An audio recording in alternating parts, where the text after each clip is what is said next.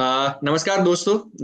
स्वागत है हमारे इस सीरीज में जहां हम एएमसीज के fund managers and high level officials के साथ बात करते हैं आने वाले उनके एनएफओ मतलब नए फंड ऑफरिंग के बारे में। आज हमारे साथ है बजाज फिनसर्व एएमसी के senior fund manager Saurabh sir.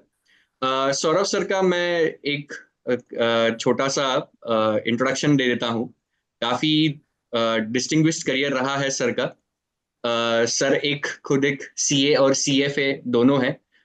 Saurabh sir जिन्होंने अभी बजाज फिनसर्व एसेट मैनेजमेंट को 2022 में ज्वाइन किया as a senior fund manager, और उन्हें 16 साल का एक्सपीरियंस है in determining investment strategies and opportunities in the Indian equity markets for both institutional and retail clients. Sir ने 11 साल क्वांटम एसेट मैनेजमेंट के साथ भी काम किया है, और $1 बिलियन का डोमेस्टिक और ऑफशोर फंड्स भी सर ने हैंडल किया हुआ है। तो आज सर हमारे साथ जुड़ने का मौका हमें मिला है, तो बहुत बहुत धन्यवाद sir. Thank you for joining.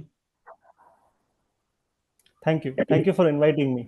Yes sir, हम लोग आज बात कर रहे हैं Bajaj Finserv large cap fund with concentrated strategy के बारे में। डी एनएफओ पीरियड है 29 जुलाई 2024 से लेकर 12 अगस्त 2024 तक। सर मेरा सवाल है कि मैं जब ये मार्केटिंग मटेरियल सब देख रहा था, तो एक लाइन एक लाइन काफी उभर के सामने आई कि invest in quality not in quantity. तो सर इसी से शुरुआत करते हैं। सर ये क्वालिटी और ये क्वांटिटी में आप क्या डिफरेंस बताना चाहते हैं इन्वेस्टर्स को? जी जरूर, और ये बहुत अच्छा सवाल आपने पूछा है। देखिए, इसमें एक बहुत ही देशी एक आपको उदाहरण देता हूँ कि एक कहावत है कि 10 गधे मिलके 2 घोड़े का काम नहीं कर सकते, घोड़े के काम घोड़े ही करेंगे। करेक्ट है अगर सर। आप युद्ध लड़ने की कोशिश कर रहे हैं तो गधे पे बैठ के आप युद्ध नहीं लड़ सकते, आपको घोड़ों की दरकार होगी, अच्छे क्वालिटी घोड़े की। यस तो यस। कहने की बात यह है कि अगर हम एक स्ट्रैटेजी रन कर रहे हैं, अगर हमारा रिसर्च सही है और हमारा कन्विक्शन सही है और हम सही क्वालिटी स्टॉक्स उठाएं, तो हम्म अननेसेसरी 50 60 70 स्टॉक लेने की जरूरत नहीं है। थोड़े ही स्टॉक लेंगे, हम्म और वो थोड़े ही स्टॉक अगर हमने सही चुने, अच्छी क्वालिटी की कंपनियां हमने चुन ली, तो हमारे हम्म। पोर्टफोलियो में उतना ही योगदान देंगे जितना कि आप 70 80 90 कंपनीज का पोर्टफोलियो आपको दे सकता है। तो इसका करेक्ट। सिंपल मतलब ये है। यही सर, मतलब ये एक कॉन्सेंट्रेटेड अप्रोच है। मैं जी थोड़ा बहुत जानता हूँ कॉन्सेंट्रेटेड स्ट्रेटेजी के बारे में, लेकिन अगर आप कॉन्सेंट्रेटेड स्ट्रेटेजी और डाइवर्सिफाइड स्ट्रेटेजी के बारे में अगर थोड़ा कुछ बताएं तो हमारे इन्वेस्टर्स के लिए ज्यादा और आसान हो जाएगी ये बात। जी। देखिए, कॉन्सेंट्रेटेड स्ट्रेटेजी का मतलब ये है कि हम थोड़े से ही स्टॉक रखें लेकिन हाई कन्विक्शन और उसकी साइजिंग बड़े करें। देखिए, हम्म इक्विटी इन्वेस्टमेंट में आइडिएशन जिसको बोलता है कि हम सब जब फैक्ट शीट देखते हैं फंड मैनेजर की या फिर एएमसी की कोई भी फैक्ट हम्म शीट, हम सब एक्साइटेड हो जाते हैं नए नाम को देख के। हम्म हमेशा आइडिएशन को बहुत रिस्पेक्ट मिलती है, लेकिन है ना साइजिंग जिसको कि बोलते हैं कि भाई हमने कितना वो क्वांटिटी को लिया उस शेयर को, वो हम्म बहुत अंडर एप्रिशिएटेड होता है। हम्म राइट। तो अगर आपने सही कंपनियां चुनी है और उनमें अपने साइज नहीं मारा, for example I have bought a company in the portfolio hmm जिसको मैंने समझिए कि 0.5% लिया पोर्टफोलियो में। हम्म ठीक है, वो स्टॉक अगर मेरा डबल हो गया तो उसका हम्म। पोर्टफोलियो कंट्रीब्यूशन 0.5 ही रहा। राइट, क्योंकि 0.5 का 1 हो जाएगा, मेरे पोर्टफोलियो कंट्रीब्यूशन में 0.5 का कंट्रीब्यूशन आया। करेक्ट। अगर मैं साइजिंग सही करूं, जैसे कि हम्म अगर मेरा हाई कन्विक्शन बेट है और मैं किसी स्टॉक में 5% की पोजीशन बनाऊं, क्योंकि मेरा रिसर्च और पे मेरा कन्विक्शन है, हम्म कॉन्सेंट्रेटेड या बेट लिया मैंने, साइजेबल बेट लिया, हम्म। तो उसमें केवल 10% return will be equal to doubling of that stock. Right, क्योंकि मेरा इंटरेस्टिंग। 50 बिप्स रिटर्न उधर से ही आ गया, क्योंकि सिर्फ करेक्ट 10% वो स्टॉक चलेगा। तो अगर, और अगर करेक्ट। वो समझिए कि जितना वो पिछला स्टॉक 50 बिप्स वाला चला, अगर ये चल गया, हम्म। तो आपका बहुत ही अच्छा हो जाएगा पोर्टफोलियो रिटर्न। राइट। करेक्ट। तो साइजिंग जो है वो हम्म हम्म बहुत मायने रखती है कि आपने आपने कन्विक्शन पे कितना बेट किया, कितना साइज खेला। तो कॉन्सेंट्रेशन का मतलब ये है कि आप आइडेंटिफाई करें, अच्छी रिसर्च करें, और हम्म। उस कन्विक्शन जो आपने क्रिएट किया है रिसर्च से, उसको बैक करें, और थोड़े से स्टॉक लें लेकिन मीनिंगफुल। Correct sir. तो इसी के साथ साथ यही सवाल फिर खड़ा होता है कि ये Bajaj Finserv large cap fund with concentrated strategy, ये जो एनएफओ हमारा आ रहा है सर, उसके बारे में आप हमें क्या बताएंगे कि ये कैसे ये फंड बना, इसका आइडिएशन क्या है, इसका बेनिफिट क्या है, इसका फिलॉसफी क्या है, स्ट्रेटेजी क्या है? जी जरूर। देखिए बजाज फिनसर्व में जब हम स्ट्रेटजीज के बारे में सोच रहे थे, हम्म। देखिए large cap as a category in mutual fund is the largest category. Correct. लेकिन इसी this is the also the सबसे जो डिफिकल्ट जिसको आप बोल सकते हैं किसी भी फंड मैनेजर के लिए, यही कैटेगरी होती है। आपने देखा होगा इस कैटेगरी में फंड मैनेजर जल्दी से आउट परफॉर्म नहीं करते। करेक्ट। तो हमने कोशिश की इसको आइडेंटिफाई करने की कि प्रॉब्लम क्या है। करेक्ट। प्रॉब्लम की शुरुआत होती है यूनिवर्स साइज से। अब सेबी जो है, जो कोई हमारा रेगुलेटर है, वो हमें हम्म। बोलता है कि तो केवल टॉप 100 कंपनियां ही लार्ज कैप हैं। करेक्ट। अगर आपको पोर्टफोलियो बनाना है तो उन्हीं 100 कंपनियों से बनाना पड़ेगा। करेक्ट। राइट। अब उसमें से देखिए 10 से 15 कंपनी ऐसी हो सकती हैं जो कि आप कभी नहीं लेना चाहते, या तो उनके मैनेजमेंट्स आपको पसंद नहीं है, या बिजनेस क्वालिटी, या बैलेंस शीट। तो आपके पास बची 80 से 85 कंपनी। राइट। अगर उस 80 से 85 कंपनी में आप 40 से 45 स्टॉक का, जो कि टिपिकल साइज होता है स्ट्रैटेजी का हम्म। जनरली, अगर हम्म। उस साइज का एक पोर्टफोलियो आप क्रिएट करने की कोशिश करेंगे, तो इफेक्टिवली आप क्या करने की कोशिश कर रहे हैं कि हर दूसरा नाम आप पोर्टफोलियो में लेने की कोशिश कर रहे हैं। Correct. You are buying one out of every two stock. Right. जब आप ये करने की कोशिश करेंगे तो इनवेरिएबली, ना चाहते हुए भी, आप निफ्टी 50 के बहुत करीब पहुंच जाएंगे, क्योंकि निफ्टी में हम्म। भी टॉप 50 कंपनीज हैं। करेक्ट। राइट। तो आपके पास स्ट्रैटेजी ऐसी है कि जो निफ्टी के बहुत करीब है, you are hmm. Hugging the index जिसको की बोलते हम्म। हैं। And Nifty does not have an expense ratio, but you have 2% expense ratio. Yeah. Correct. Correct. तो I have very similar portfolios, but I am down -2% at the start. Hmm. Hmm. That is the main reason that large cap strategies tend to outperform. तो हमने जो सोचा कि एक छोटे universe में आपको एक स्ट्रेटेजी जिससे कि आप एक्टिव शेयर को बढ़ाएं। एक्टिव शेयर का मतलब होता है कि आप इंडेक्स से कितने दूर हैं। करेक्ट। जितना ज्यादा करेक्ट। एक्टिव शेयर, उसका मतलब आप इंडेक्स से उतनी दूरी बना के चल रहे हैं। हम्म। तो हम्म। हम हम्म। कोशिश करेंगे 60 से 65% एक्टिव शेयर बनाने की हमारे हम्म। फंड में। हम्म। अगर हमें वो बनाना है तो हमें इंडेक्स से दूरी बनाने के लिए एक ही तरीका बचता है, क्योंकि सिर्फ 100, हमें 80-85 स्टॉक से चुनना है, तो हम 25 से 30 स्टॉक के concentrated high conviction strategy run करेंगे। ओके।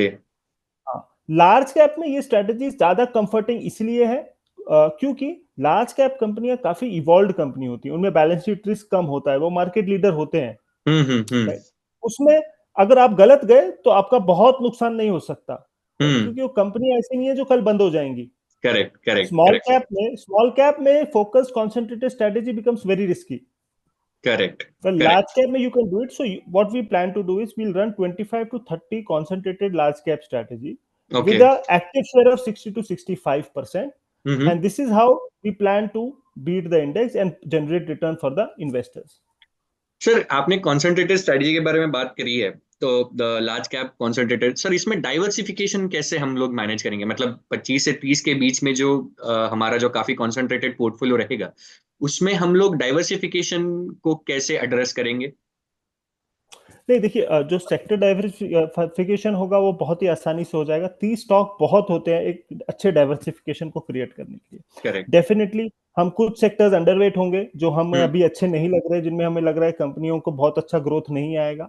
हम्म। हमने ऑलरेडी आइडेंटिफाई किया है 3-4 सेक्टर्स जो हम ओवरवेट करेंगे। हम्म। तो 25 से 30 स्टॉक के universe is very good enough to create a very diversified equity portfolio where some sectors will be underweight and some will be overweight. Okay. Sir, ये कॉन्सेंट्रेटेड अप्रोच इन्वेस्टर्स के लिए कैसे बेनिफिट करेगा?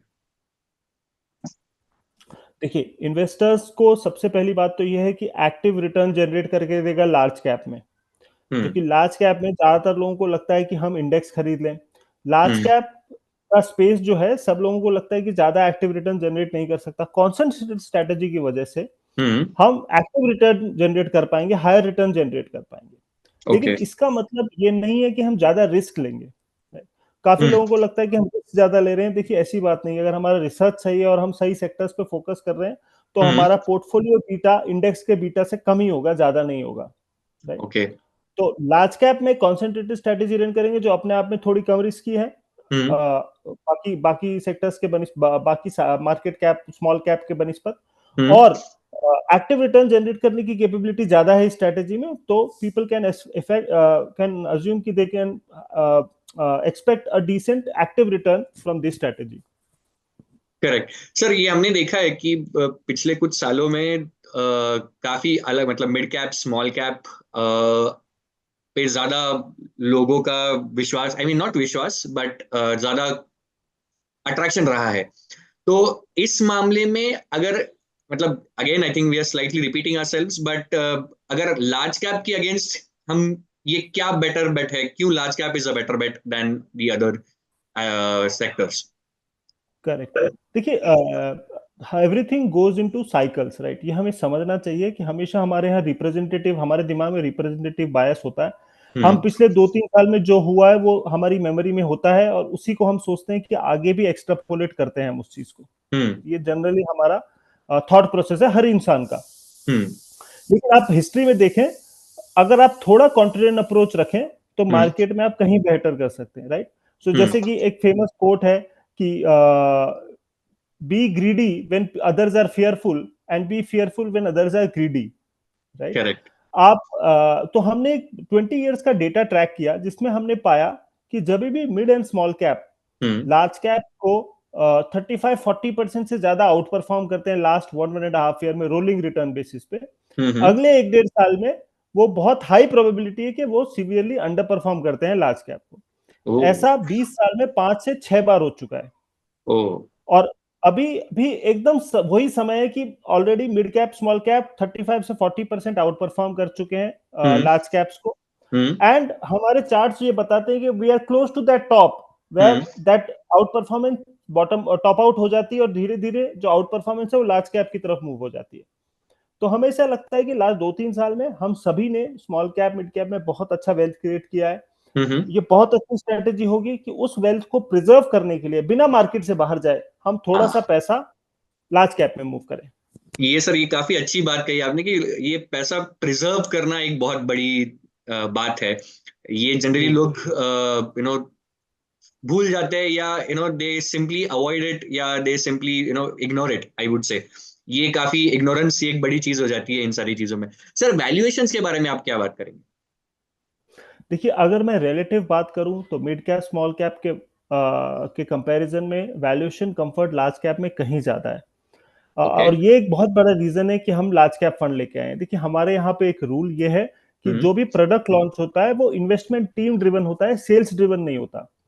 तो करेक्ट। जहां भी investment team को लगता है कि यहाँ पे हमारा एक कंफर्ट जोन बन रहा है, यहाँ एक अच्छा पोर्टफोलियो बनाया जा सकता है लॉन्ग टर्म रिटर्न के लिए, hmm. Let us start that fund. तो हम्म। इसीलिए on relative terms large cap valuations are at fair value. You are okay. comfortable zone. We are very comfortable creating a decent portfolio of large cap right now hmm. compared to mid and small cap.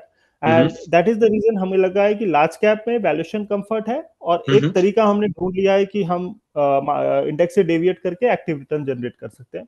इसीलिए ये fund की प्रस्तुति हमने की है।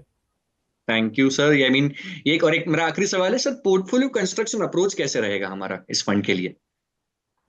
हाँ, देखिए, इसमें हमारा एक इन्वेस्टमेंट फिलॉसफी है इन क्यूब, जो कि information edge, quantitative edge, behavioural as.